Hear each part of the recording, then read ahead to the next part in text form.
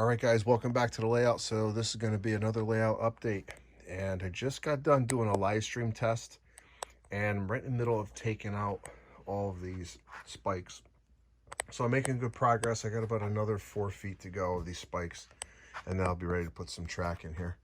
All right, so we're going to continue to remove those spikes, and then I'm permanently going to try to get this switch in and then start extending all this track down. So I want to get this hidden staging started at least. I want to get some trains running. So anyway, I'm going to go back to work, and we'll see you at the next segment. All right, everybody, welcome back to the layout. So here is another layout update. So basically what I'm going to be doing now is I have to lower this section here down. Now, I don't know if you remember from previous videos, I said for some reason this had a grade to it. So I'm not sure if how the other layout was working as far as grades go, but this has a grade to it. So I got to make it level so it can hook into the hidden staging that's going to be over there. So underneath here, I got to do, let's see, we have a whole bunch of these vertical supports that have to come down. And then this piece here,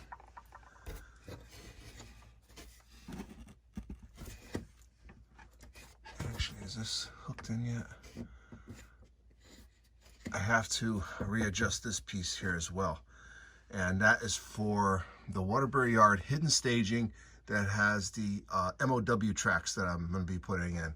So let's get going on the rest of this, and we're going to try to level this off. In addition to, I got to make provisions, like I said before, for the oil tank.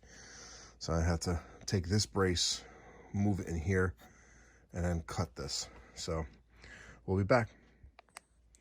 All right, everybody, so all the spikes are out, which is a good thing. So now I can start getting prepared to put the track in. But what I'm going to do is I have to adjust the way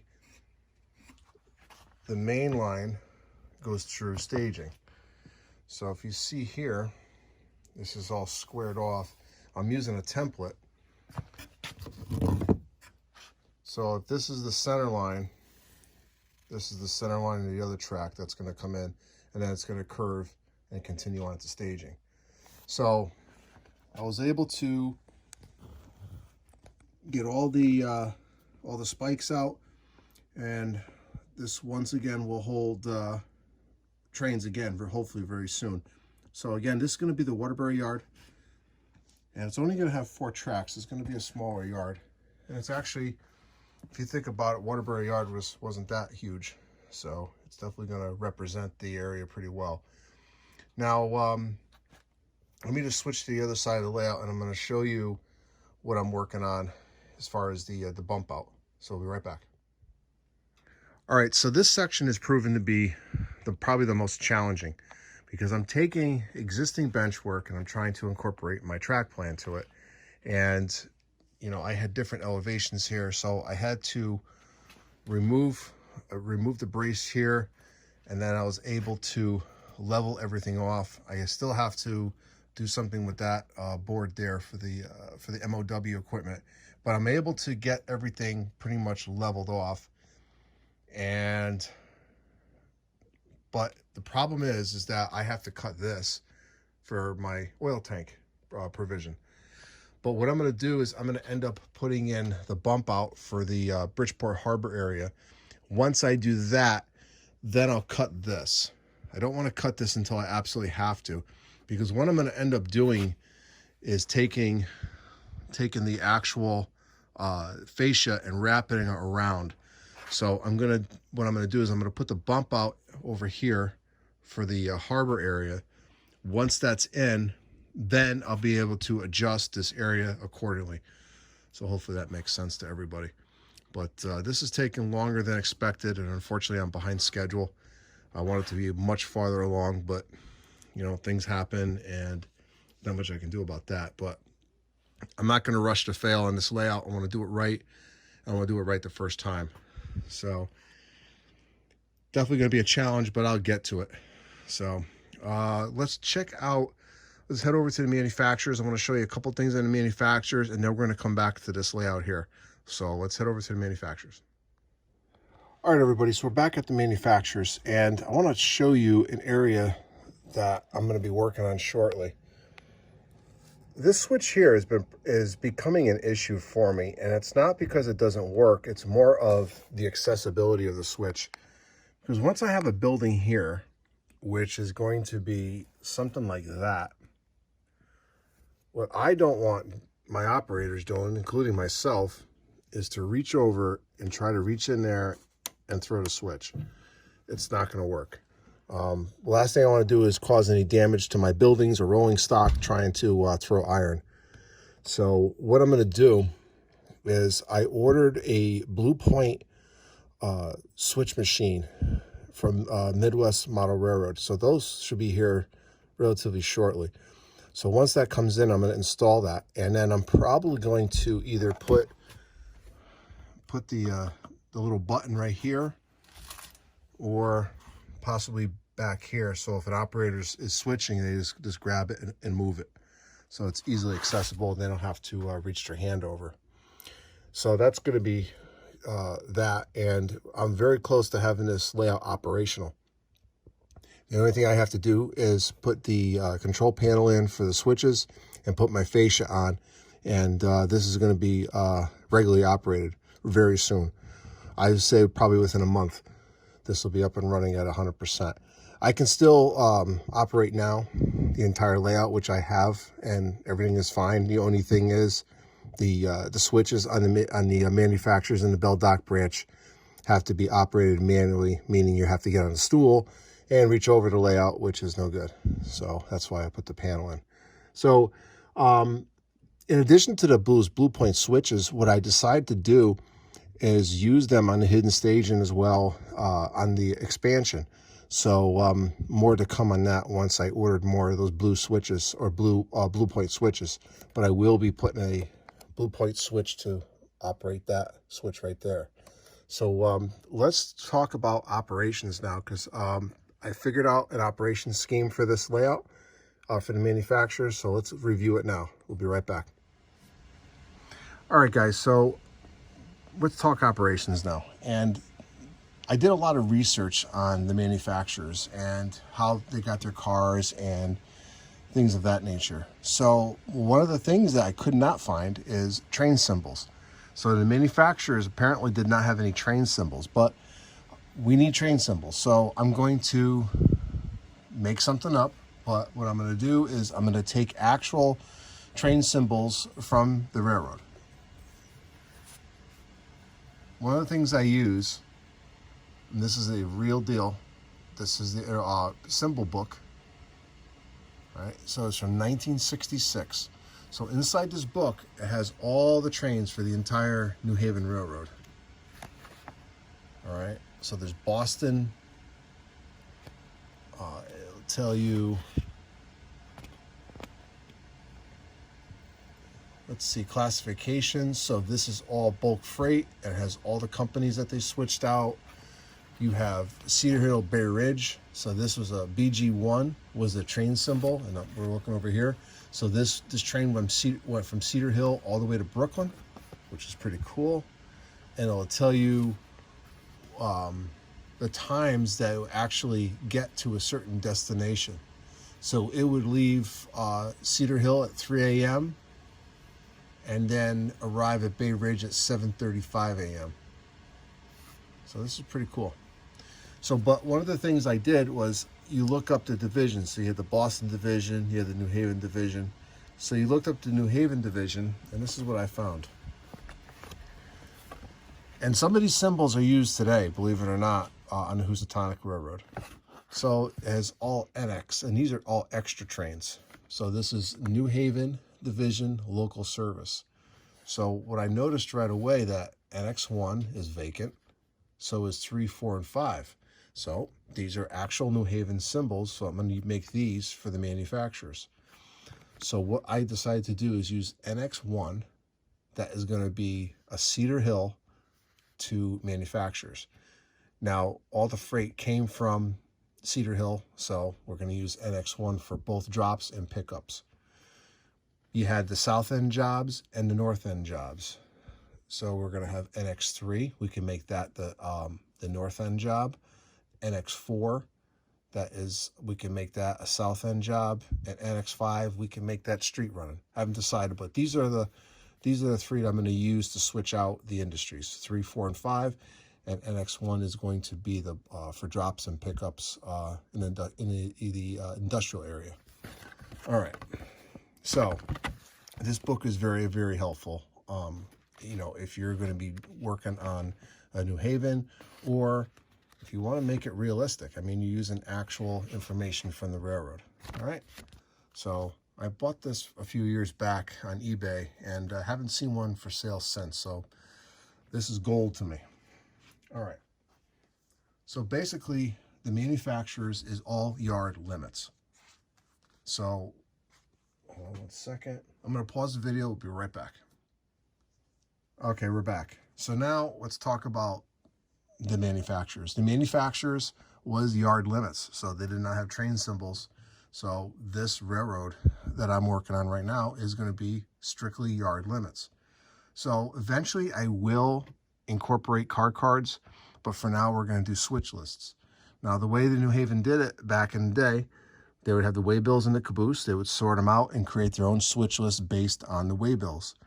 It's kind of how I'm going to run this railroad. But to start off, we're just going to use switch lists for now.